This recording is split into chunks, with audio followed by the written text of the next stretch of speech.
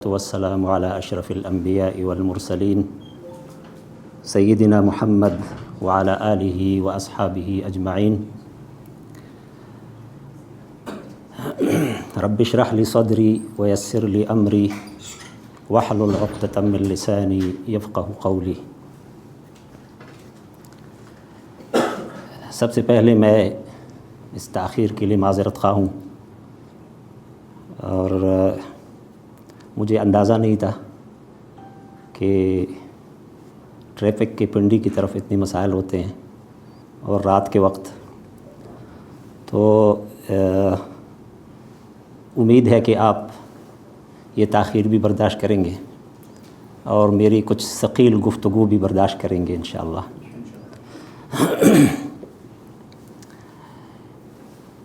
مجھے جن دو محدثین کے حوالے سے بتایا گیا تھا کہ میں ان کے حوالے سے گفتگو کروں،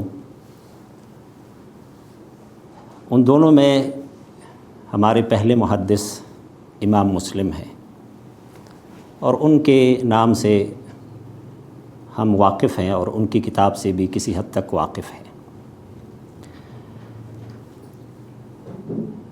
امام مسلم ابن الحجاج القشیری نیسابور، جو آج کل ایران میں مشہد کے قریب ایک جگہ کا نام ہے، اس کا تلفظ نیسابور بھی ہے، نئی سابور بھی ہے اور نیشاپور بھی ہے. اور یہ بڑا علمی مرکز رہا ہے مسلمانوں کا، اور یہاں بہت بڑے بڑے لوگ پیدا ہو گئے ہیں جنہوں نے علوم اسلامیہ کے تقریباً ہر میدان میں بڑی خدمت انجام دی ہے. امام مسلم رحمۃ اللہ علیہ 206 ہجری کو پیدا ہو گئے ہیں اور 261 ہجری کو وفات پائی ہے. یہ 55 برس کی زندگی ہے، اور یہ زندگی انہوں نے علم و عمل سے بھر دی ہے. اور یہ اس حدیث کا مصداق ہے کہ اللہ تعالیٰ کچھ اعمال کی وجہ سے انسان کی زندگی میں برکت پیدا کر دیتا ہے. عمر جو انسان کے لیے لکھی ہوتی ہے وہ تو 60 سال ہے یا 40 سال ہے یا 50 سال ہے یا 70 سال ہے، جتنی بھی ہے، اس میں کمی بیشی تو نہیں ہو سکتی. لیکن برکت کا معنی یہ ہے کہ ایک انسان اس زندگی سے بھرپور فائدہ اٹھائے، اس کا لمحہ لمحہ وہ مثبت طور پر استعمال کرے. اور کچھ لوگ ایسے بھی ہوتے ہیں جن کی عمر 40 سال ہوتی ہے اور ان کے کام 100 سال والوں 120 سال والوں کے کاموں سے زیادہ ہوتے ہیں.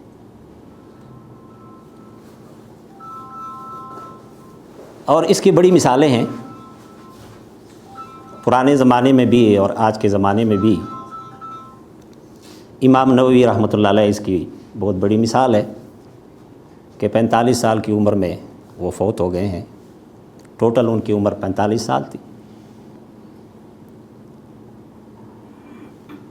اسی طرح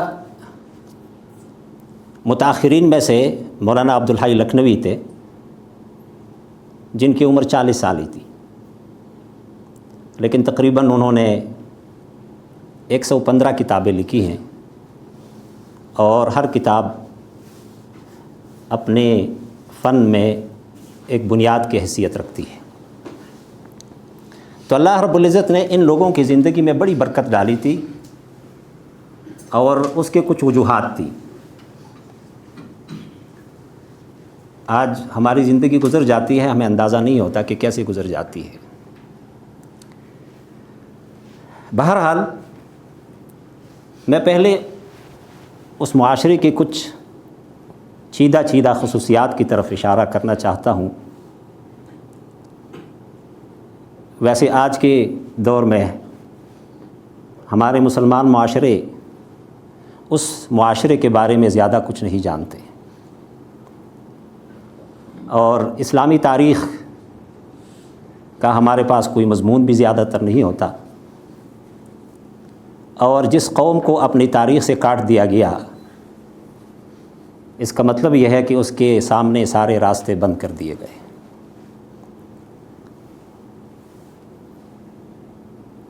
آج کے بہت سارے لوگ شاید اس معاشرے کو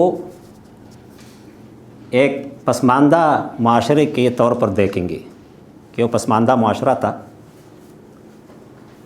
ان کے پاس ٹیکنالوجی نہیں تھی، ان کے پاس یہ سہولیات نہیں تھی جو آج کے زمانے میں ہمیں میسر ہے۔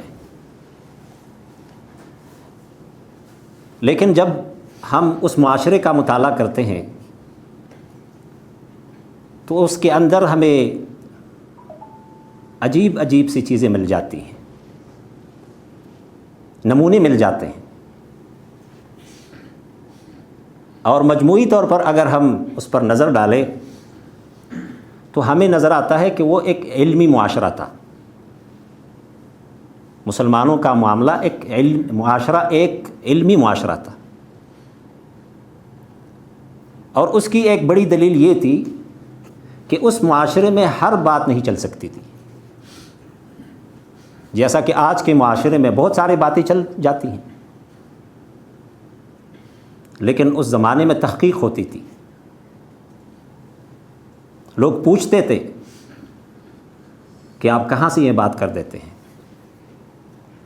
اور مسلمانوں کے آغاز ہی سے یہ ایک اصول رہا تھا کہ اذا كنت ناقلا فالصحة، جب آپ کسی چیز کو نقل کر دیتے ہیں، روایت کر دیتے ہیں، تو آپ صحت کا ضرور خیال رکھیں کہ وہ چیز صحیح بھی ہے یا نہیں ہے، وہ واقعہ صحیح بھی ہے یا نہیں ہے، چاند پٹک کرو۔ وَإِذَا كُنْتَ مُدَّعِيًا فَالدَّلِيلُ، اگر آپ دعویٰ کر لیتے ہیں تو آپ کے پاس دلیل ہونی چاہیے۔ یہ کسی بھی علمی معاشرے کے لیے ایک پہلا اصول ہے، تو وہ ایک علمی معاشرہ تھا۔ اور اس علمی معاشرے میں آگے جو ہم دیکھتے ہیں وہ یہ ہے کہ بہت آغاز ہی سے، بہت ابتدائی عمر ہی سے بچے وہ کچھ سیکھ جاتے ہیں جو آج کے زمانے میں شاید 40 اور 50 سالوں میں بھی لوگ نہیں سیکھ جاتے۔ اگر آپ اس زمانے کے کسی بچے کو جس کی عمر 10 سال ہے، جس کی عمر 8 سال ہے، اس زمانے میں منتقل کر دے اور اس کا موازنہ کرے جنرلی آج کے لوگوں کے ساتھ، تو اس کے اندر آپ کو ذہانت، عقل، ادراک، فہم آپ کو نظر آئے گا کہ یہ زمین و آسمان کا فرق ہے۔ اور اس کے کچھ اسباب ہیں۔ آج کے دور میں ہم 3 سالوں میں، 2.5 سال میں ہم بچے کو بھیج دیتے ہیں، اسکول بھیج دیتے ہیں۔ ہم تو اس لیے کرتے ہیں کہ ماں باپ کو کوئی فرصت ملے، جان چھوٹ جائے، لیکن اس معاشرے میں یہ نہیں تھا کہ جان چھوٹ جائے۔ اس معاشرے میں یہ تھا کہ آغاز ہی سے یہ ایک لائن پر لگ جائے اور اس کا دماغ کھل جائے، اور قرآن کریم سے آغاز ہوتا تھا۔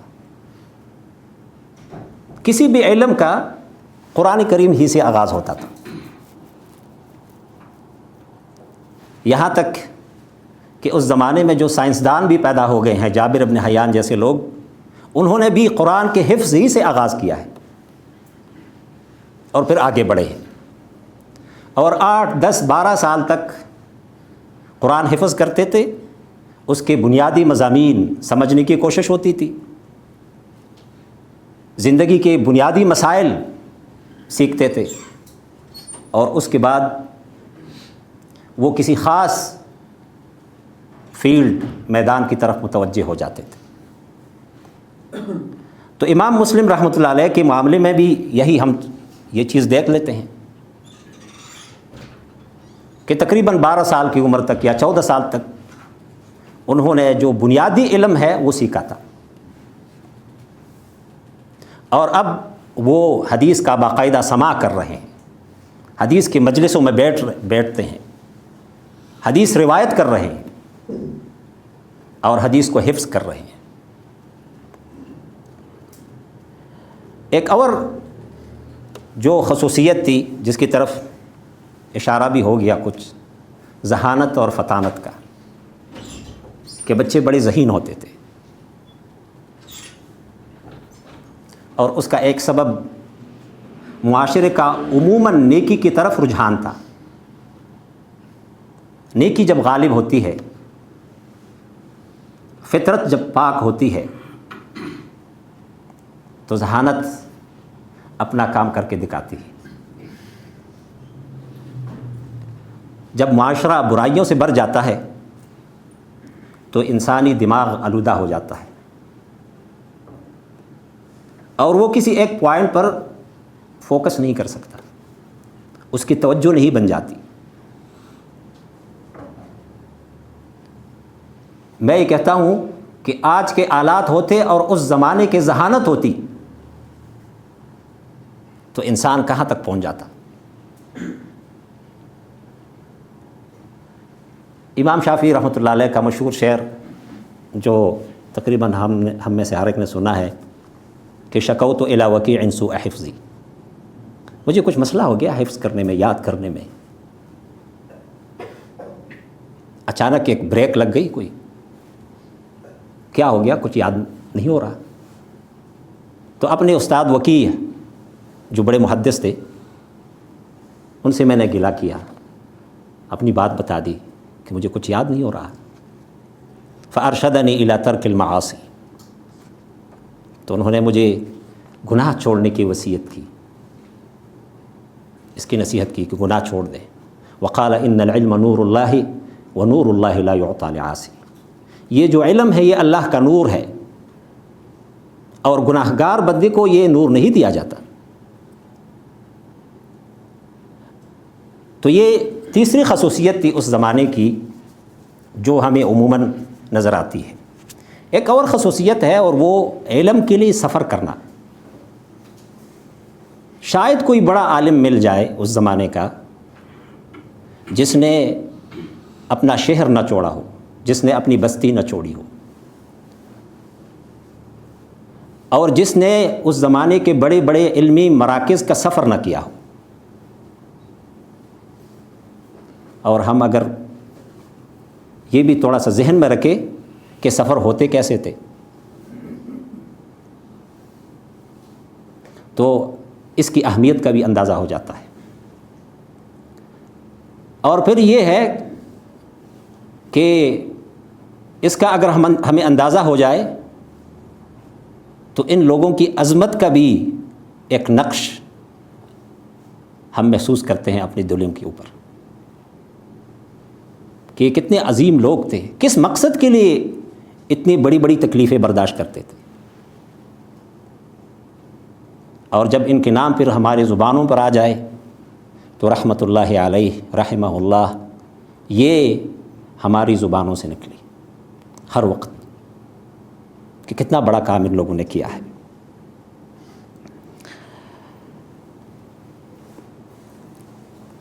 ان لوگوں کے علمی اسفار میں اور علم کی طلب میں ایک چیز جو بہت نمایاں ہے، اور وہ اس کو تقشف کہتے ہیں، زہد، دنیا سے بے رغبتی، فکر آخرت کا ہمیشہ غالب رہنا، اخلاص، اور ذہانت۔ ایک عربی میں ایک مقولہ ہے، کہتے ہیں البتنہ تو تقتل الفتنہ، شکم سیری ذہانت کو مار دیتی ہے۔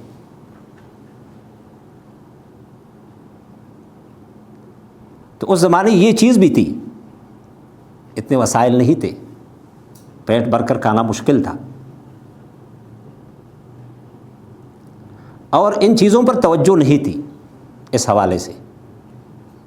آج کل تو ہم یہی سوچتے ہیں کہ ناشتے میں کیا ہوگا، دوپہر کے کھانے میں کیا ہوگا، عشاء رات ڈنر میں کیا ہوگا۔ اس چیز سے یہ لوگ آزاد تھے، اس لیے اتنا بڑا کام کر سکے۔ جتنے بڑے مراکز تھے اس زمانے میں، امام مسلم رحمۃ اللہ علیہ نے وہاں کا سفر کیا اور وہاں کے علماء سے استفادہ کیا، علم حاصل کیا۔ اور امام بخاری رحمۃ اللہ علیہ بھی ان کے استادوں میں سے ہیں۔ امام بخاری رحمۃ اللہ علیہ امام مسلم رحمۃ اللہ علیہ کے استادوں میں سے ہیں۔ جب امام بخاری رحمۃ اللہ علیہ نیشاپور آ گئے اور یہاں ایک بڑے محدث تھے محمد ابن یحییٰ الزہلی،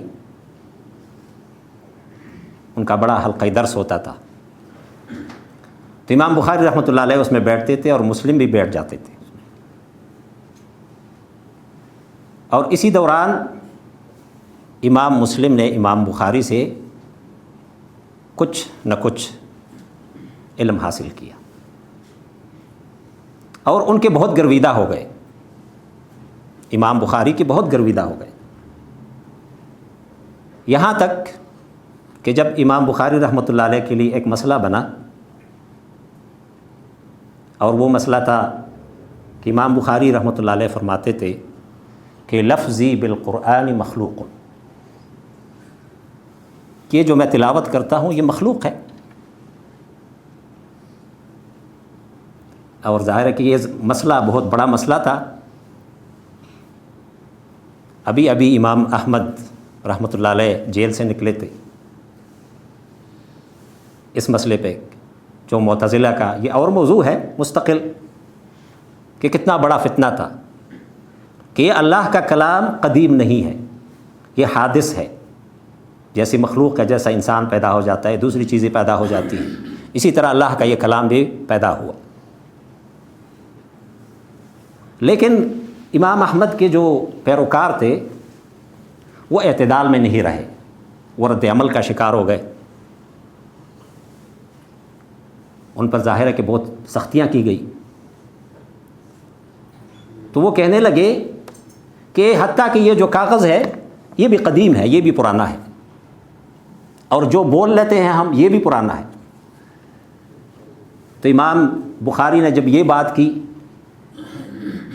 تو محمد ابن یحییٰ الزہلی کے مجلس میں کسی نے یہ بات پہنچا دی، تو انہوں نے کہا کہ جو یہ بات کرتا ہے اس کے لیے یہ جائز نہیں ہے کہ ہماری مجلس میں بیٹھے۔ تو امام بخاری چلے گئے اس مجلس سے، اور ساتھ ان کے ساتھ امام مسلم بھی چلے گئے، اور اگلے دن انہوں نے جتنی حدیثیں لی تھیں اس شیخ سے اور اس عالم سے ساری لا کر واپس کر دی، کہ امانت کا اور دیانت کا تقاضا یہ ہے کہ میں جب آپ سے اس مسئلے میں اختلاف رکھتا ہوں تو میں آپ سے روایت نہیں کروں گا۔ یہ ان کی حق پسندی تھی امام مسلم کی، اور ان کی حق پسندی ایک اور طرح بھی ظاہر ہو گئی کہ یہی امام بخاری ہے جن کا ساتھ دیا تھا اس مسئلے میں، آگے ان کے ساتھ بہت بڑا اختلاف کیا روایت کے معاملے میں، اور وہ مسئلہ ہمارے ہاں آئے گا انشاءاللہ اختصار کے ساتھ۔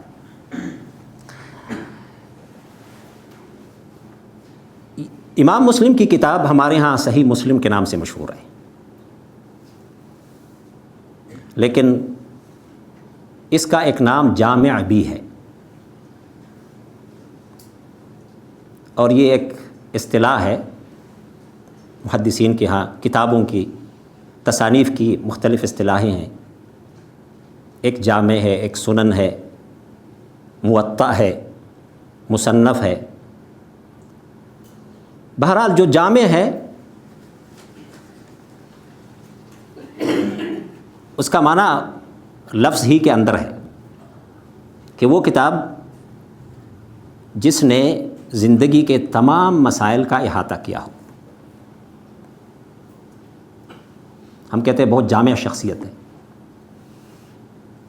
تو جس کتاب کے اندر زندگی کے تمام مسائل کا احاطہ کیا گیا ہو اس کو محدثین جامعہ کہتے ہیں.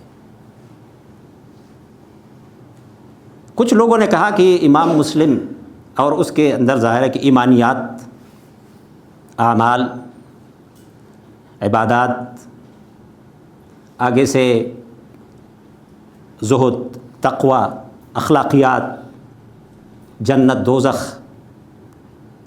یہ سارے معاملات جس کتاب میں یا اس کے متعلق جو احادیث جمع ہو گئی ہوں تو اس کتاب کو جامع کہتے ہیں. کچھ لوگوں نے کہا کہ امام مسلم کو ہم، صحیح مسلم کو ہم جامع نہیں کہہ سکتے اس لیے کہ اس میں تفسیر کی احادیث توڑی ہیں. صحیح مسلم میں جو آخری کتاب ہے وہ تفسیر کی ہے، جیسے کہ بخاری میں کتاب التفسیر بہت بڑی ہے، لیکن صحیح مسلم میں کتاب التفسیر چھوٹی ہے، چند ایک احادیث ہے. لیکن جن لوگوں نے کہا کہ ہم اس بنا پر کہ تفسیر کی احادیث توڑی ہے تو ہم اس کو جامع نہ کہے، یہ کوئی معقول بات نہیں ہے. بہرحال کتاب اس نام سے موجود ہے، اس میں زیادہ روایات ہے، توڑی روایات ہے، بہرحال روایات موجود ہے، اور اس لیے اس کتاب کو جامع کہنا زیادہ مناسب ہے. ہمارے ہاں بخاری جامع ہے، ترمذی جامع ہے، ان دونوں میں کسی کا اختلاف نہیں ہے. صحیح مسلم میں یہ تھوڑا اختلاف ہے، لیکن ان لوگوں کی رائے زیادہ مناسب ہے جو یہ کہتے ہیں کہ یہ جامع ہے.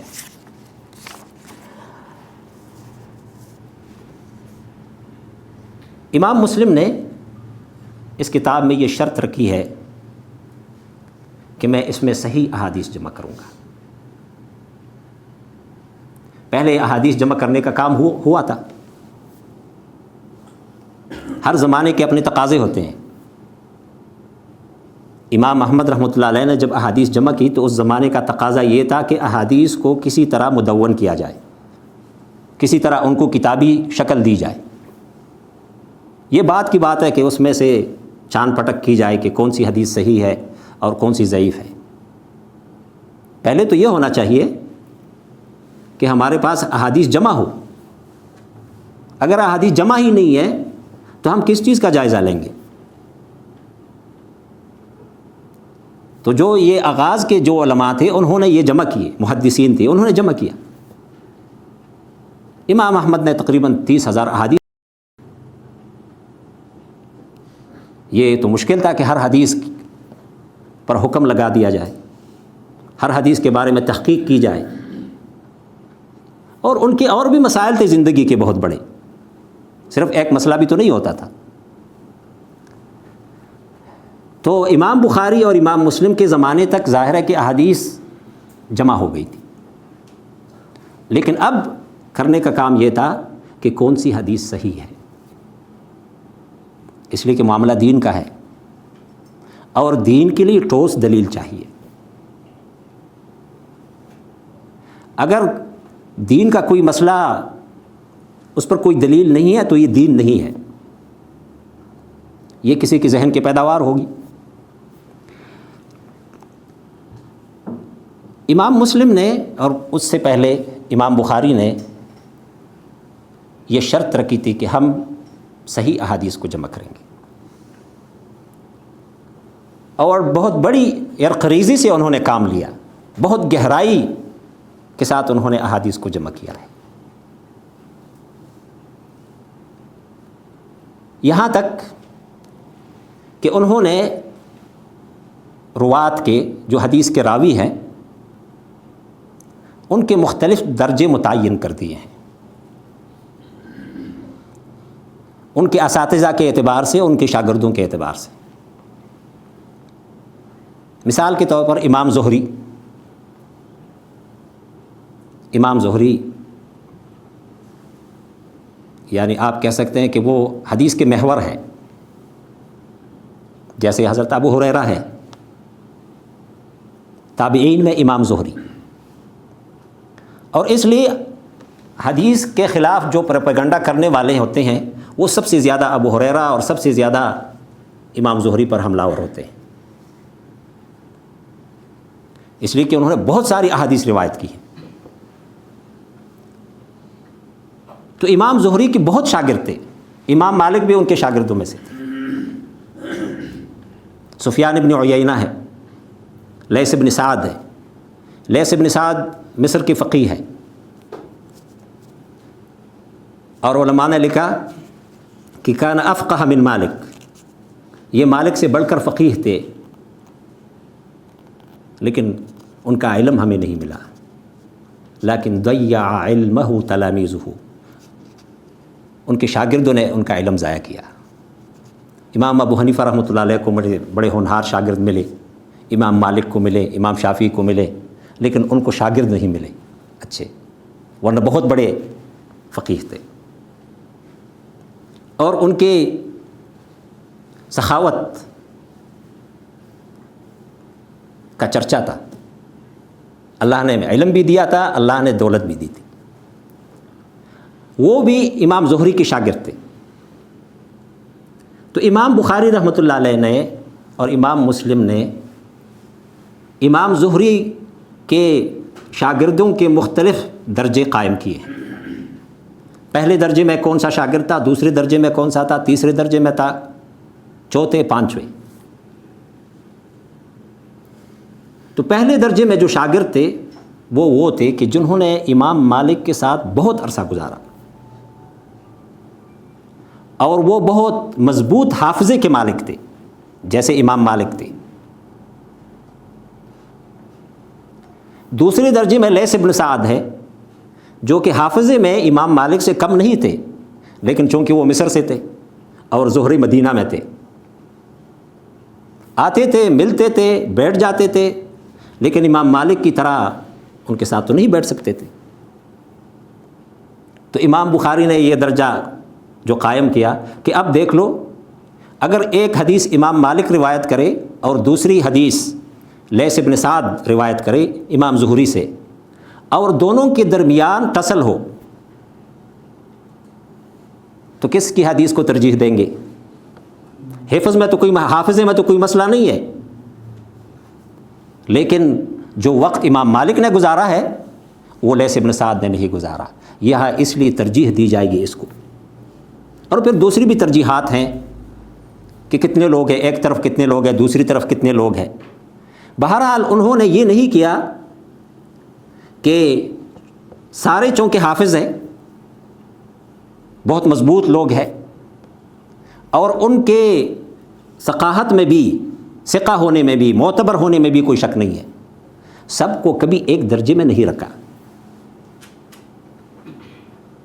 ہاں بالکل سچ بولنے والے سارے تھے، جھوٹ بولنے والا ان میں کوئی نہیں تھا، ان میں یہ نہیں تھا کہ وہ بھول جاتے تھے، انسان بھول جاتا ہے ایسا نہیں ہے، لیکن اکثر نہیں بھولتے تھے چیزوں کو، لیکن پھر بھی انہوں نے یہ فرق رکھا۔ اور یہ امام بخاری اور امام مسلم کا امتیاز ہے۔ اس وجہ سے ہم کہتے ہیں کہ امام بخاری پہلے نمبر پر ہے، صحیح مسلم دوسرے نمبر پر ہے، اس کے اسباب ہے۔ تو یہ ان کی شرائط تھی۔ صحیح مسلم کا جو مرتبہ اور مقام ہے وہ ہمارے ہاں تو یہی ہے کہ امام کی صحیح بخاری کے بعد اس کا مرتبہ ہے، لیکن جو اہل مغرب ہے، اہل مغرب کی آج کی اصطلاح میں نہیں ہے، اہل مغرب ظاہر ہے ہمارے ہاں آج کل تو امریکہ اور یورپ ہے،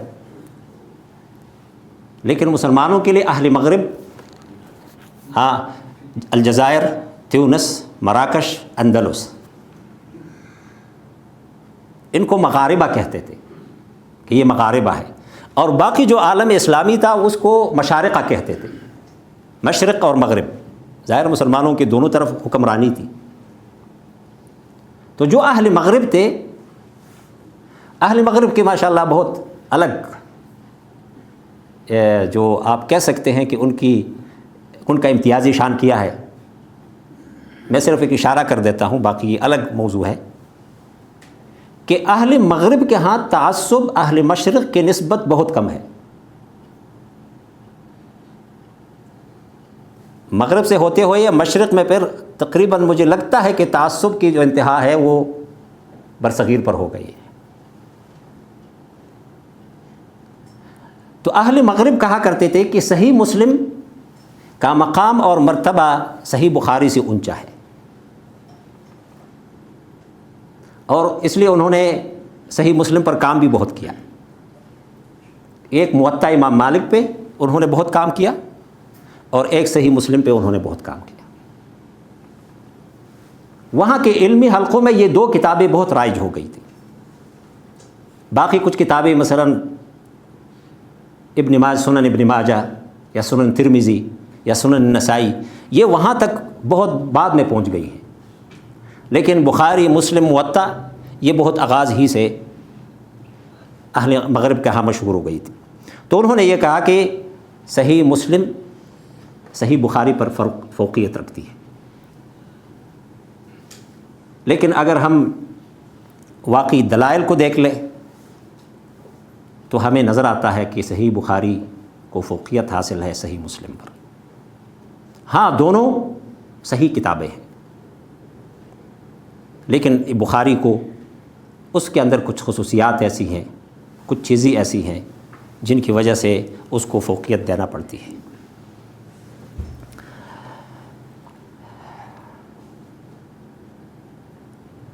صحیح مسلم کے اندر جو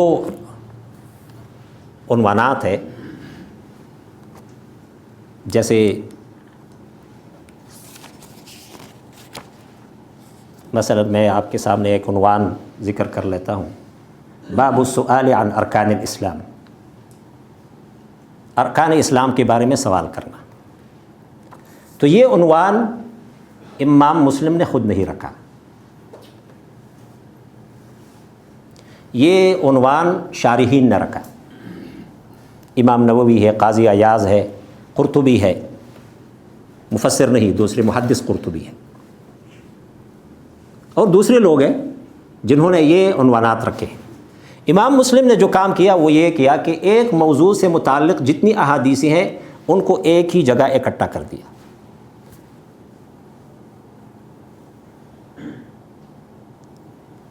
مثلا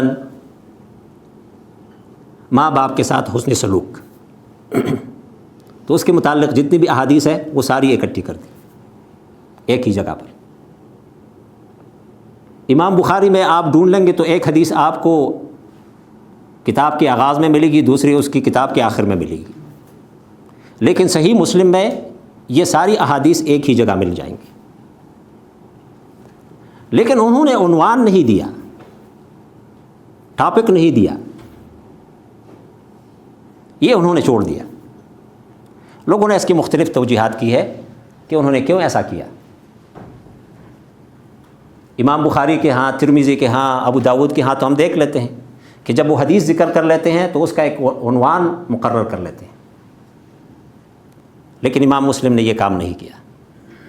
تو کچھ لوگوں نے کہا کہ وہ پہلے اصل میں کتاب کی تکمیل چاہتے تھے کہ ساری احادیث کو جمع کر لیں، اس کے بعد وہ رکھ لیں گے، اور ظاہر ہے یہ ان کا استنباط ہے، ان کا اجتہاد ہے کہ اس حدیث سے یہ مسئلہ اخذ ہو جاتا ہے، یہ بھی ممکن ہے۔ یا کہ انہوں نے کہا کہ کتاب کا حجم بڑھ جائے گا اگر میں سارے عناوین، اس زمانے میں کاغذ اور سیاہی اور یہ بھی ایک مسئلہ تو تھا، لیکن جس بھی چیز پہ میں نے ہمیشہ سوچا ہے اس حوالے سے، جب بھی صحیح مسلم کا مطالعہ میں نے کچھ کیا ہے تو مجھے جو چیز سمجھ آئی ہے کہ امام مسلم نے شاید یہ مناسب سمجھا کہ حدیث تو میں نے جمع کی، اب سمجھانے کا کام بھی میں کروں، اور یہ جو مسلمان ہے یہ نوالا بالکل تیار ہو اور یہ لے لیں، نہیں، ان کو بھی کچھ کرنے دو۔ امام بخاری نے، دوسروں نے تو کر لیا، ایک مسئلہ اخذ کر کے وہ عنوان میں ذکر کیا اور اس کے بعد حدیث کو لائے، لیکن امام مسلم نے کہا نہیں، ایسا کام نہیں ہونا چاہیے، ورنہ اس سے ظاہر ہے کہ لوگ سوچنا سمجھنا غور و فکر کرنا ہی چھوڑ دیں گے. ان کو غور و فکر کرنے دو. اور یہ بھی ممکن ہے کہ میں ایک استنباط کروں, کوئی معنی اخذ کروں, وہ لوگوں کے ذہن میں آ جائے اور اس کے بعد اس حدیث کے اندر بہت سارے اور معنی ہوں گے, بہت سارے مسائل ہوں گے, وہ لوگوں کے ذہن سے اوجھل ہو جائیں گے. بہرحال یہ میں کہتا ہوں تیر تکے ہیں جو میں نے چلائے ہیں, اس میں کوئی ایسی کوئی بات نہیں ہے. انہوں نے کوئی تصریح نہیں کیا, صراحت سے کوئی بات نہیں کی کہ میں نے کیوں ایسا کام کر دیا. بعد کے لوگوں نے اس خلا کو پر کرنے کی کوشش کی ہے. لیکن میں کبھی کہتا ہوں کہ اگر وہ خود کر لیتے تو آج ہم جب شرح نووی کو دیکھتے ہیں تو اس میں سے بہت دو لائنوں کے وہ عنوانات ہوتے ہیں. امام مسلم اگر قائم کرتے تو بہت مختصر عنوانات قائم کرتے, کیونکہ عربی زبان بھی تدریجاً متاثر ہو گئی ہے.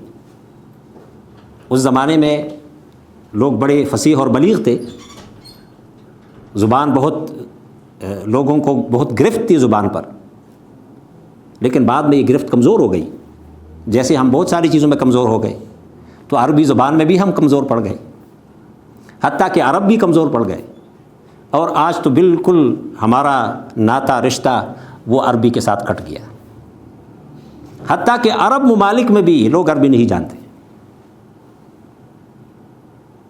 وہ لہجے ہوتے ہیں مختلف, لیکن جو صحیح عربی ہے وہ جاننے والے کم لوگ ہوتے ہیں.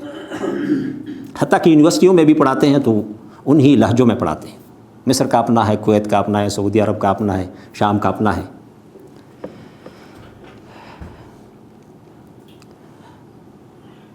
امام مسلم کے کچھ نمایاں خصوصیات ہیں اس کتاب میں بھی. ان میں سے ایک یہ ہے کہ وہ الفاظ نبوی کا بہت اہتمام کرتے ہیں کہ اس لفظ تک پہنچا جائے جو لفظ رسول اللہ صلی اللہ علیہ وسلم نے اپنی زبان مبارک سے ادا کیا ہے, اور لفظ کا اپنا اثر ہوتا ہے. اس لیے بہت سارے علماء نے کہا کہ آپ ذکر و اذکار جب لیتے ہیں تو صحیح مسلم سے لیا کریں.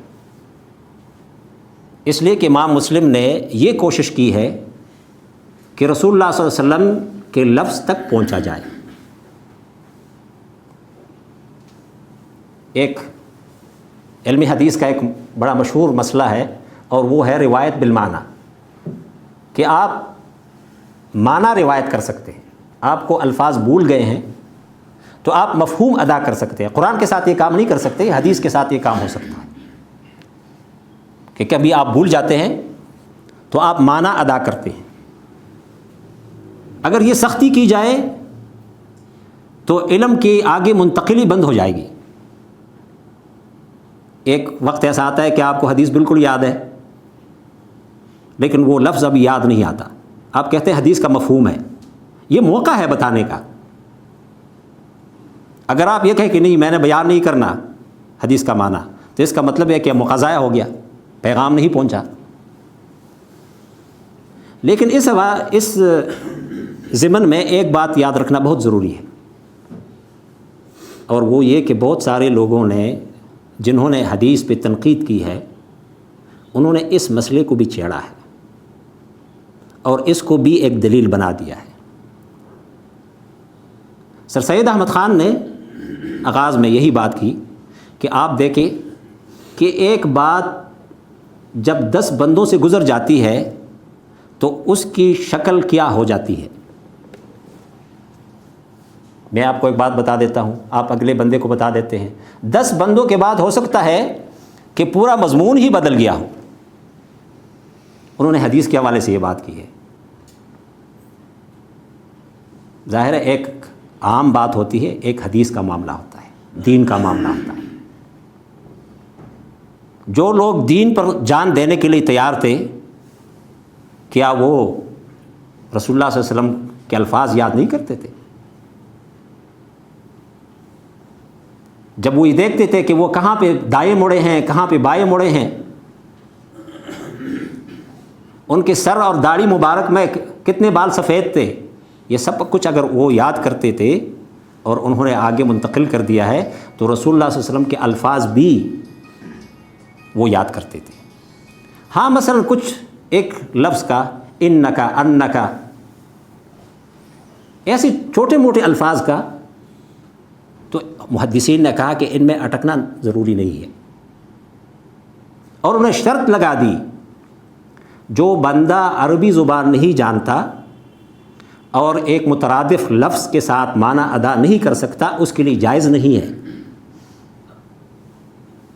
کہ وہ حدیث کا مفہوم بیان کرے، اس لیے کہ وہ غلط بیان کرے گا۔ لیکن جس بندے کے پاس نالج ہے کہ یہ لفظ اس لفظ کا مترادف ہو سکتا ہے، اسی کے لیے یہ جائز ہے۔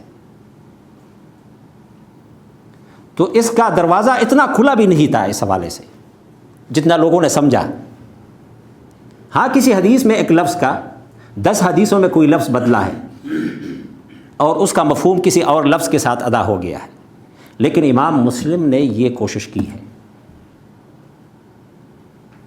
کہ رسول اللہ صلی اللہ علیہ وسلم کے لفظ تک پہنچا جائے، اور اس لیے اذکار میں صحیح مسلم کے لفظ کو لینا زیادہ بہتر ہے، کیونکہ لفظ کی ایک تاثیر ہوتی ہے۔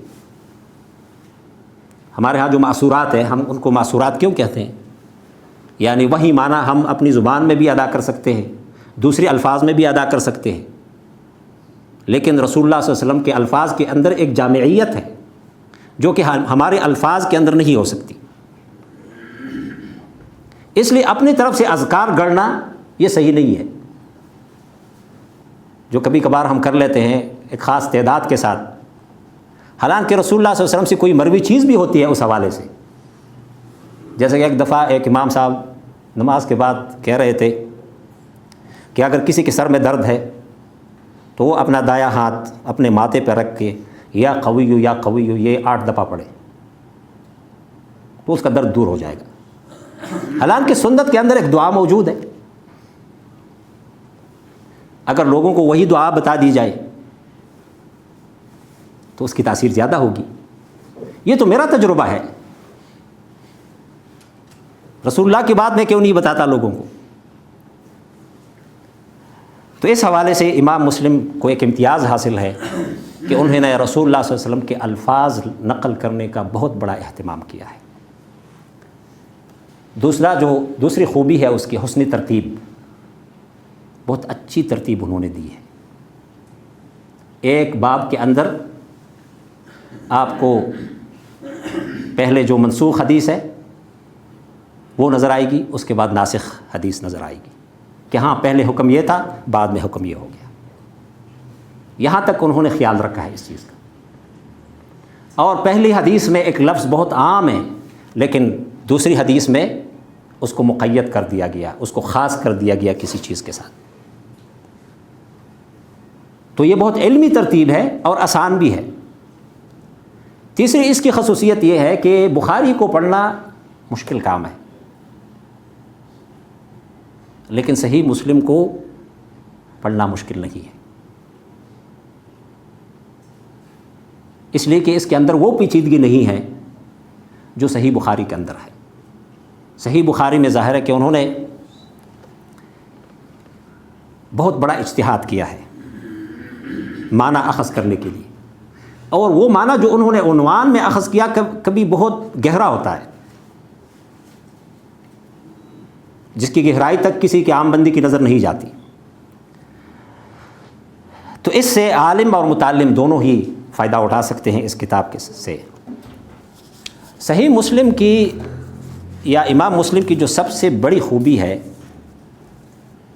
وہ یہ ہے کہ انہوں نے کتاب کے آغاز میں ایک مقدمہ باندھا ہے۔ اس مقدمے کے اندر انہوں نے علوم حدیث کے یا اصول حدیث کے چیدہ مسائل بیان کیے ہیں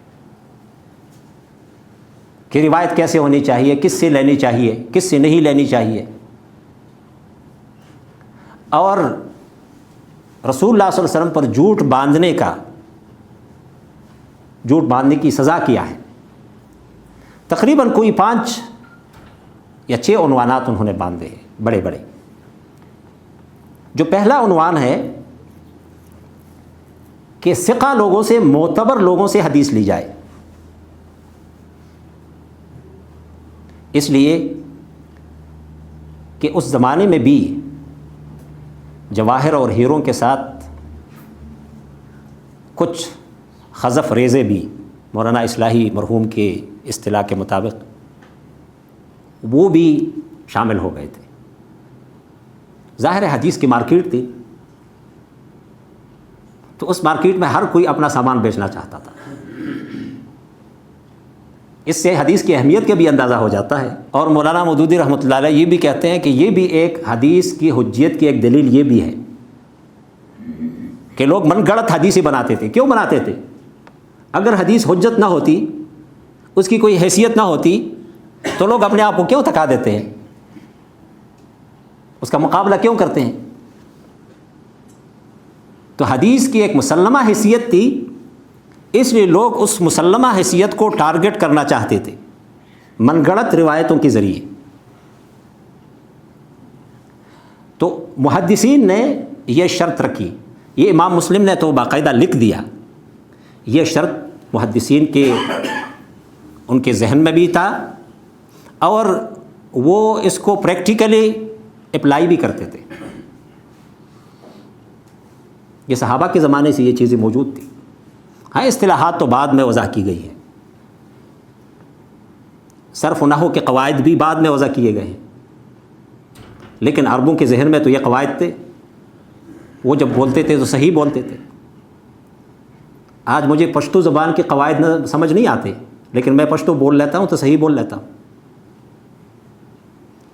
تو جتنے بھی یہ قواعد اصول ہے یہ لوگوں کے ذہنوں میں تھے، علماء کے ذہنوں میں تھے. بعد میں یہ ایک مدون شکل میں سامنے آ گئے. تو امام مسلم تقریباً وہ پہلے آدمی ہیں جنہوں نے اصولی حدیث کو مدون کیا. اس مقدمے میں چھوٹا سا مقدمہ ہے، لیکن اس کے اندر بہت باریک چیزیں ہیں. اگلا جو عنوان انہوں نے قائم کیا تھا کہ رسول اللہ صلی اللہ علیہ وسلم پر جھوٹ باندھنا کتنا بڑا گناہ ہے، کہ اگر ایک دفعہ کسی پر یہ ثابت ہو جائے کہ اس نے حدیث کے حوالے سے جھوٹ بولا ہے تو عمر بھر اس کی روایت قبول نہیں کی جائے گی، بے شک وہ توبہ بھی کرے. کہتے ہیں توبہ اس کے اور اس کے رب کے درمیان ہے، ہمارے لیے وہ مجروح ہے، ہم اس سے روایت نہیں کریں گے. رسول اللہ صلی اللہ علیہ وسلم نے اس لیے فرمایا ان کذبا علی لیس ککذب علی احد. امام مسلم نے یہ روایت کی ہے کہ مجھ پر جھوٹ باندھنا دوسرے لوگوں پر جھوٹ باندھنے کی طرح نہیں ہے. من کذب علی متعمدا فلیتبوأ مقعدہ من النار. جس نے جان بوجھ کر مجھ پر جھوٹ باندھا وہ اپنے لیے جہنم میں ٹھکانہ بنائے. تو کچھ لوگوں نے کہا کہ نحن لا نکذب علیہ وانما نکذب لہ، ہم ان پر جھوٹ نہیں باندھتے، ان کے لیے جھوٹ بولتے ہیں. یہ کچھ تعویل ہے، کچھ اہل تصوف نے یہ تعویل کی ہے، لیکن دین کو جھوٹ کی کوئی ضرورت نہیں ہے. دین کے اپنے دلائل اتنے مضبوط ہے کہ اب اگر کوئی کہے کہ نہیں میں دین کے لیے جھوٹ بول لیتا ہوں، یہ اپنے آپ کو دھوکہ دیتا ہے. دین جھوٹ کا محتاج نہیں ہے. وہ کون سا دین ہوگا جس کی بنیاد جھوٹ پر ہوگی؟ تو جن لوگوں نے من گڑت حدیثیں رکھی تو انہوں نے یہی کہا جب ان سے کہا گیا کہ آپ کیوں کہتے ہیں، حالانکہ بہت شدید وعید ہے، بہت سخت سزا ہے جو رسول اللہ صلی اللہ علیہ وسلم نے سنائی ہے. تو انہوں نے کہا نہیں، ہم تو ان پر جھوٹ نہیں باندھتے، ہم دین کے لیے جھوٹ بول لیتے ہیں، یعنی دین کو تقویت دینا چاہتے ہیں. اور اس میں کہتے ہیں کہ مثلا آپ یہ کام کریں تو آپ کو اتنا اجر ملے گا. ہم چاہتے ہیں کہ لوگ دین کی طرف آئے، لوگ زیادہ نوافل پڑھے، زیادہ تلاوت کرے. حالانکہ ان ساری چیزوں کی فضیلت یہ موجود ہے صحیح احادیث میں. اور ان پر اکتفا کرنا چاہیے. لیکن کچھ لوگوں کو اطمینان نہیں آتا اس حوالے سے، اس لیے وہ کچھ اپنی طرف سے بڑھانا چاہتے ہیں، حالانکہ عقل ان چیزوں کو نہیں مانتی کہ ایک اتنا چھوٹا سا عمل ہے، اس کے حوالے سے اتنے بڑے سارے اجر کیسے ہو سکتے ہیں؟ جو ایک شہید کا اجر نہیں ہوتا اتنا، تو اس کے علاوہ کسی اور اتنے چھوٹے سے عمل کا کیسے یہ ہوگا، اجر ہوگا. تیسرا جو مسئلہ ہے جو انہوں نے ڈسکس کیا ہے کہ آدمی کو ہر بات نہیں کہنی چاہیے. ایک بندہ اپنی زندگی میں بہت ساری باتیں سنتا ہے، کیا ضروری ہے کہ ساری باتوں کو بتا دیا جائے؟ یہ آج کے زمانے کی مصیبت ہے. اگر کوئی بندہ 1000 باتیں سنے تو ان میں ہو سکتا ہے 10 باتیں بتانے کی ہوں، وہ بتانی چاہیے. باقی اگر بتا دے تو اپنے اعمال نامے کو سیاہ کرنے والا کام ہے. اور اس میں دیکھنا بھی چاہیے کہ کون سی بات صحیح ہے جو کہنی چاہیے، کون سی بات غلط ہے جو نہیں کہنی چاہیے. کفا بالمرء کذبا ان یحدث بکل ما سمع. اس بندے کے لیے یہی اس کے جھوٹے ہونے کے لیے یہی کافی ہے کہ وہ جو بھی سنتا ہے اس کو آگے بیان کرے. یہ اس کی دلیل ہے کہ یہ بندہ جھوٹا ہے، کیونکہ ہر بات آگے بتانے کی نہیں ہوتی. اور ساتھ یہ بھی انہوں نے ایک بڑی حکمت والی بات بیان کی ہے جو عبداللہ ابن مسعود سے انہوں نے روایت کی ہے کہ ما انتم بمحدث قوما حدیثا لا تبلغه عقولهم الا كان لبعضهم فتنہ. اگر آپ کچھ لوگوں سے وہ باتیں بیان کریں جو ان کے دماغ میں نہیں آتی، یہ باتیں ان کے لیے فتنے کا باعث بن جاتی. ہمارے ایک دوست تھے تو شہید ہو گئے، اللہ ان کی شہادت کو قبول کرے. تو وہ اصولی آدمی تھے، یعنی اصول فقہ کے علم سے ان کو بہت اس میں تھے، مضبوط تھے، اور فلسفہ اور منطق انہوں نے ایک صحیح پڑھا تھا. تو جب بھی گفتگو کرتے تھے تو یہ اثر ان پر تھا فلسفے کا اور منطق کا. تو ایک دفعہ ممبر پر بھی کھڑے ہو گئے نا، انہوں نے ایسی باتیں کی نا کہ کسی کی سمجھ میں کوئی بات نہیں آئی، کہ معتزلہ یہ کہتے ہیں اور ماتوریدی اور اشعری اور پتہ نہیں کون یہ ساری انہوں نے بیان کر دی. ہم نے کہا اللہ کے بندے، مسجد میں عام لوگ ہوتے ہیں، انہوں نے ان کو پتہ کیا ہے کہ معتزلہ کون ہے؟ تو یہ اس حوالے سے کہ آپ ایسی بات بیان کر دیتے ہیں جس کو لوگ نہیں سمجھتے، اور اس بات سے وہ فتنے میں مبتلا ہو جاتے ہیں. تو اس عنوان کے تحت اس کو بھی لائے کہ ایسے مناسبت کے ساتھ بات کرو، لوگوں کو دیکھو کہ کس چیز کو وہ سمجھ جاتے ہیں.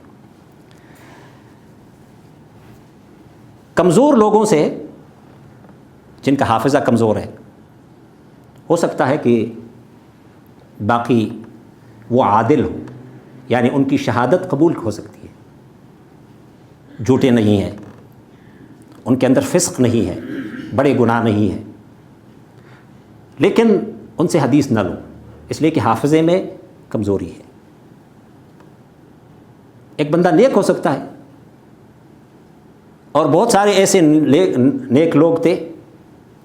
امام مالک رحمۃ اللہ علیہ یہی کہتے تھے کہ اس مسجد میں بہت سارے لوگ ہیں جن کو اگر بیت المال کی امانت دی جائے تو وہ امین ہیں، لیکن میں ان سے حدیث نہیں لوں گا،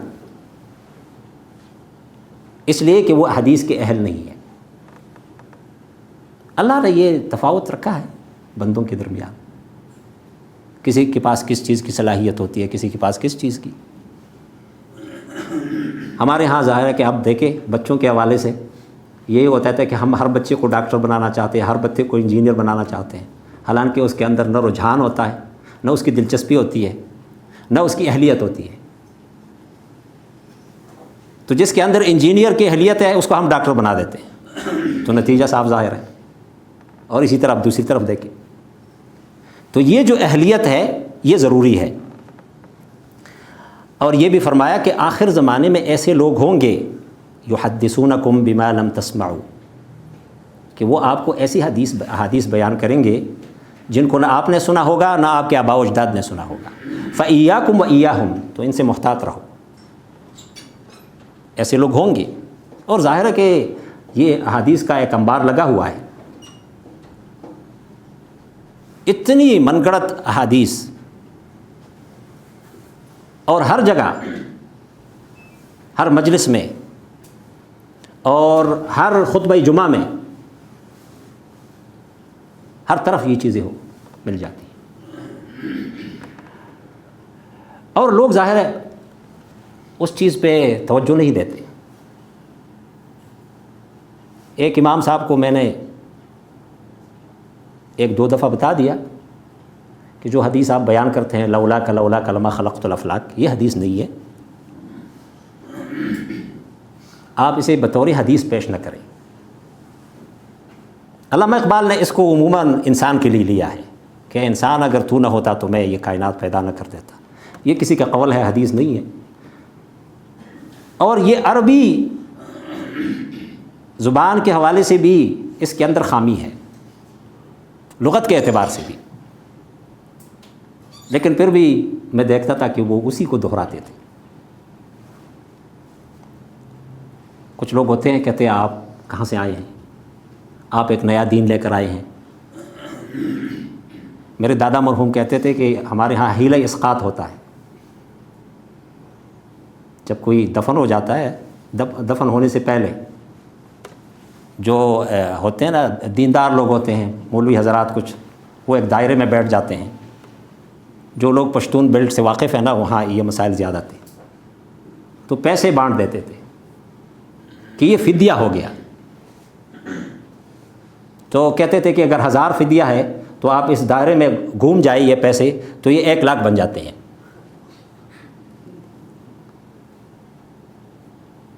تو میں اپنے دادا مرحوم سے ایسے کبھی مذاق میں بات کرتا تھا. بزرگ تھے، کہتے تھے نہیں، آپ لوگ تو اس چیز کو نہیں مانتے، لیکن آپ نے 1000 روپیہ ضرور دینے ہیں حیلہ اسقاط میں میرے. بعد میں ماشاءاللہ وہ مطلب اس سے باز آئے اور معاملات ٹھیک ہو گئے. لیکن مانتے نہیں ہیں لوگ. کہتے ہیں ہم نے تو دیکھے نا یہ جو ہمارے امام صاحب ہیں یہ کب کے ہیں، ان کی تو داڑھی سفید ہو گئی، بال سفید ہو گئے، آپ تو نہیں، یہ بچے ہیں ابھی آئے ہیں. تیسرا یہ ہے کہ الاسناد من الدین، اسناد سند دین کا حصہ ہے کہ آپ کہاں سے یہ بات لے رہے ہیں.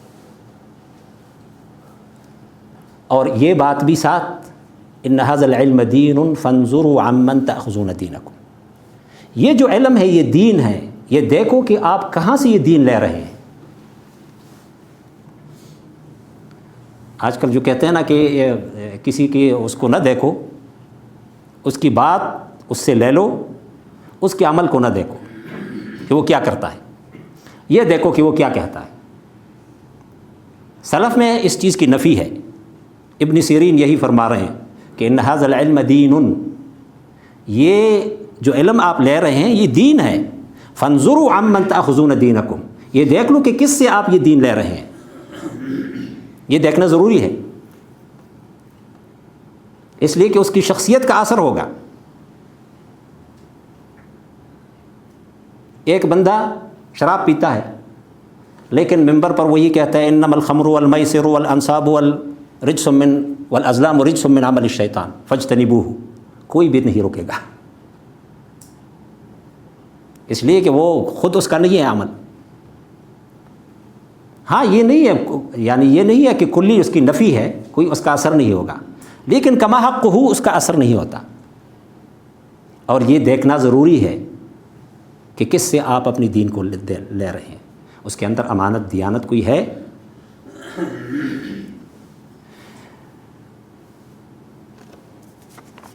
جو آخری انہوں نے ایک مسئلہ بیان کیا کہ حدیث میں جب ہم پڑھ لیتے ہیں حدیث کی سند کو تو اس میں عن کا لفظ سے، کہ محمد نے علی سے عن علی، اس مسئلے میں امام بخاری کے ساتھ اختلاف کیا اور بہت شدید الفاظ میں اختلاف کیا امام مسلم نے۔ انسان ہوتے ہیں، وہ الفاظ علماء نے قبول نہیں کیے امام بخاری کے بارے میں، لیکن یہ بھی نہیں کیا کہ امام مسلم کی جتنی سارا جو کچھ کیا تھا اس کو دریا برد کیا جائے اس وجہ سے، یہ بھی نہیں ہوا۔ انسان ہے، اور یہ بھی ممکن ہے کہ دو جو ہم عصر لوگ ہوتے ہیں، ایک فیلڈ کے اندر ہوتے ہیں، ان کے اندر رشک، حسد، اس طرح کی چیزیں ہوتی ہیں، اس سے کوئی خالی نہیں ہوتا الا من رحم ربہ۔ اللہ کے فضل سے اگر اس چیز سے کوئی بچ جائے، اور اس کے لیے صوفیاء کی اصطلاح میں بہت بڑی ریاض کی ضرورت ہوتی ہے کہ کوئی اپنے اس دل کو اس حد تک پاک کرے کہ کوئی کہاں تک پہنچ جائے اسے کوئی مسئلہ نہیں ہوتا۔ اس کے لیے بہت بڑی محنت کی ضرورت ہوتی ہے۔ تو امام مسلم رحمۃ اللہ علیہ بھی اس چیز میں پڑ گئے، اور بھی علماء بہت سارے۔ اس لیے علماء نے یہ قاعدہ مقرر کیا کہ دو ہم عصر لوگوں کے اگر یہ اندازہ ہو جائے کہ ان کے درمیان کوئی مسئلہ ہے تو ایک دوسرے کے حوالے سے ان کی بات قبول نہیں کی جائے گی۔ سفیان ثوری رحمۃ اللہ علیہ بہت بڑے محدث تھے، امام ابو حنیفہ پہ وہ تنقید کرتے تھے، لیکن لوگوں نے ان کی بات نہیں مانی۔ امام ابن معین ہے، بہت بڑے عالم ہیں، امام شافعی کو کہتے ہیں کہ لا اراه ثقہ، وہ میرے ہاں معتبر ہی نہیں ہے۔ امام شافعی اگر معتبر نہیں ہے تو کون معتبر ہو سکتا ہے؟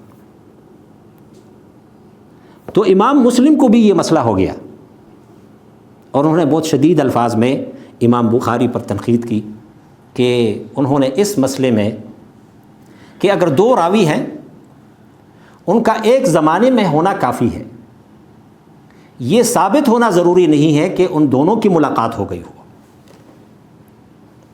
صادق لوگ ہیں، جھوٹ نہیں ہے، حالات بتا رہے ہیں کہ دونوں کی ملاقات ہوئی ہوگی، لیکن یہ ثابت نہیں ہے، کوئی یہ گواہی نہیں دے رہا کہ ہاں دونوں اس جگہ ملے تھے، یا کب ملے تھے، کہاں ملے تھے۔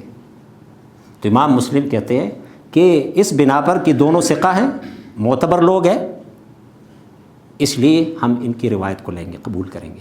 امام بخاری یہ شرط لگاتے ہیں دونوں کی ملاقات ثابت ہونا ضروری ہے۔ تو امام مسلم کہتے ہیں کہ کچھ لوگ جو حدیث کی طرف، علم کی طرف منسوب ہے، وہ یہ بات کرتے ہیں۔ کچھ لوگ جو علم کی طرف منسوب ہے، یعنی یہ الفاظ اتنے مناسب نہیں تھے، لیکن یہ حق اگر پہنچتا تھا تو امام مسلم کو پہنچتا تھا، کسی اور کو نہیں پہنچتا کم از کم۔ تو انہوں نے اس کتاب کے مقدمے میں یہ کچھ ایسے زبردست اصول بیان کر دیے ہیں جو اس زمانے میں محدثین انہی اصول پر حدیث کی روایت کرتے تھے، اور ان چیزوں کو سمجھنا اس لیے ضروری ہے اور پڑھنا بھی اس لیے ضروری ہے کہ آج حدیث کے حوالے سے بہت سارے رجحانات موجود ہیں، بہت سارے خیالات موجود ہیں، اور تقریباً ان لوگوں کی طرف سے جو یہ چاہتے ہیں کہ اسلام کا کوئی عملی نظام نہ ہو، کیونکہ سنت اور حدیث کے بغیر اسلام کا کوئی عملی نظام بن ہی نہیں سکتا۔ رسول اللہ صلی اللہ علیہ وسلم کی زندگی کو کاٹ دے تو پھر یہ ہوگا کہ قرآن اس کا جو بھی معنی جو لینا چاہے وہ لے سکتا ہے۔ اس لیے اس کی طرف جو کہ آج کے ہمارے ہاں نظام تعلیم میں تو یہ چیز نہیں ہے، اس کے اندر تو ہمیں ظاہر ہے کہ قرآن نہیں ملتا، تو حدیث کے یہ جتنے علوم ہیں یہ کہاں سے ملیں گے؟ ضروری نہیں ہے کہ ہر کوئی اس میں اسپیشلائزیشن کرے، لیکن بنیادی چیزوں کو کم از کم تو ہر بندے کو یہ پتہ تو ہونی چاہیے۔ تو میں اسی پر اکتفا کروں گا انشاءاللہ، اور باقی اگر زندگی ملی تو پھر کبھی انشاءاللہ آپ لوگ اگر زحمت برداشت کرنے کے لیے تیار ہو، کیونکہ وقت بہت ہو گیا اور میں بھی تاخیر سے بھی آیا تھا، اور ہو سکتا ہے کہ آگے ہم کوئی اس کا حق بھی ادا نہ کرے زیادہ، تو سبحانک اللہم و بحمدک نشہد ان لا الہ الا انت نستغفرک و نتوب الیک. کوئی سوال ہے ساتھی کرنے کو؟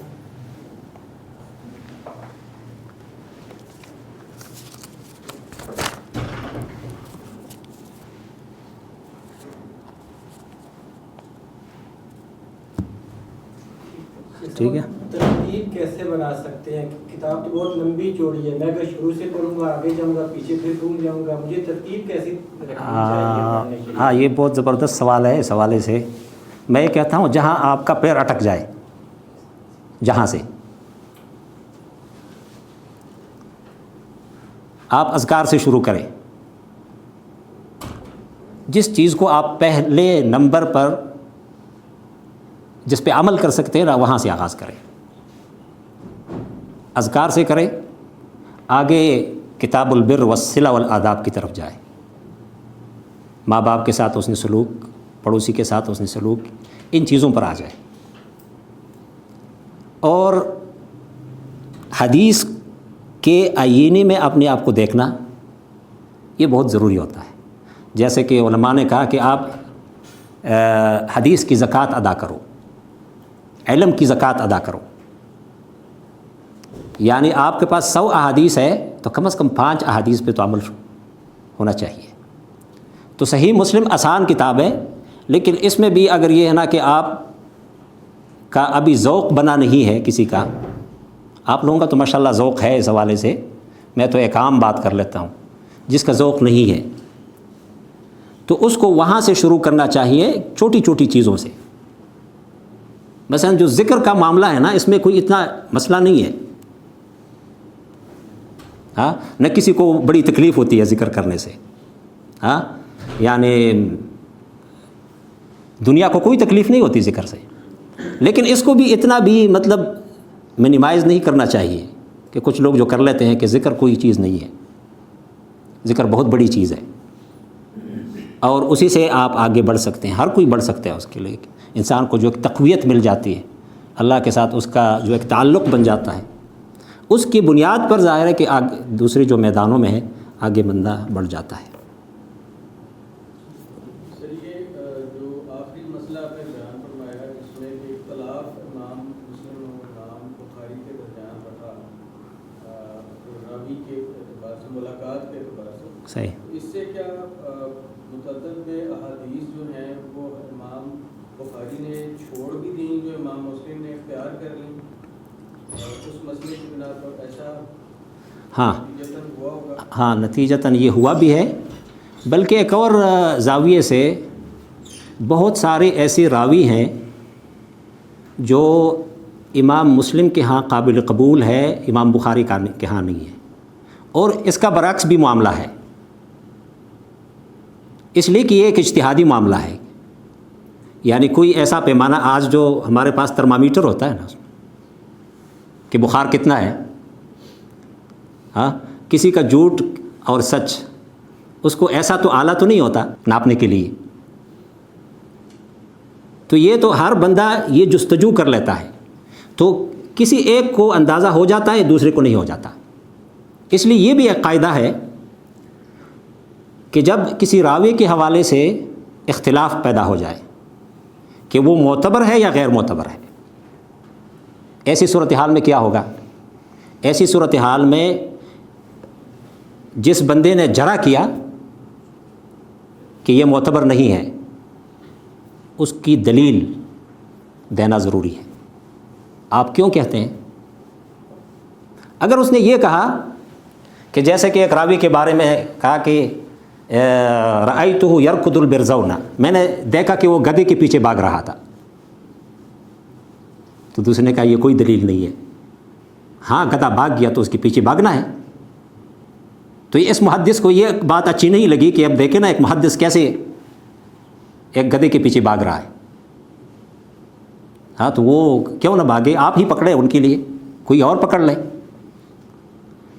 تو یہ کہا کہ آپ دیکھ لیں کہ اس کی دلیل کیا ہے، اور اس کے پیچھے یہ بھی دیکھ لیں کہ اس کا پڑوسی ہے، اس کے ساتھ کوئی مسئلہ تو نہیں ہے. یہ ساری چیزیں دیکھی گئی ہیں حقیقت میں. اور ہمارے پاس جو 5-5.5 لاکھ کا جو ایک ذخیرہ موجود ہے روات کے حوالے سے، اس میں یہ ساری چیزیں موجود ہوتی ہیں۔ اگر اس طرح کا کوئی کنٹرڈکشن ہے کسی راوی کے بارے میں تو اس کو حل کرنے کے بھی اصول بتا دیے گئے ہیں۔ اور یہ کہ راوی کی ملاقات، یہ امام مسلم بھی یہ کہتے ہیں کہ یہ افضل ہے، لیکن اگر دوسرے قوائف پورے ہیں تو اس بنا پر کسی کی روایت کو چھوڑنا یہ صحیح نہیں ہے۔ لیکن اس بنا پر یہ نہیں ہو سکتا کہ امام مسلم یہ کہیں گے کہ نہیں ملاقات ضروری نہیں ہے۔ وہ کہتے ہیں ایک زمانے میں ہے اور ملنے کے سارے امکانات موجود ہیں، تو اس کے لیے اگر ہم کہیں کہ کوئی گواہی دے کہ واقعی دونوں کی ملاقات ہو گئی تھی، کب اور کہاں، تو وہ کہتے ہیں کہ ہو سکتا ہے کہ ہم ایک جو دائرہ ہے اس کو بہت تنگ کر رہے ہیں۔ مسلم کی شروحات میں سے کوئی ایک تو اچھی شرح اگر آپ بتائیں۔ اب عربی کا ویسے یہ ہے کہ عربی میں تو نووی ہے، اور اس کا ترجمہ کچھ نہ کچھ ترجمہ انہوں نے کیا ہے کیرانوی صاحب نے، تو وہ بھی بہت ویسے مناسب ہے۔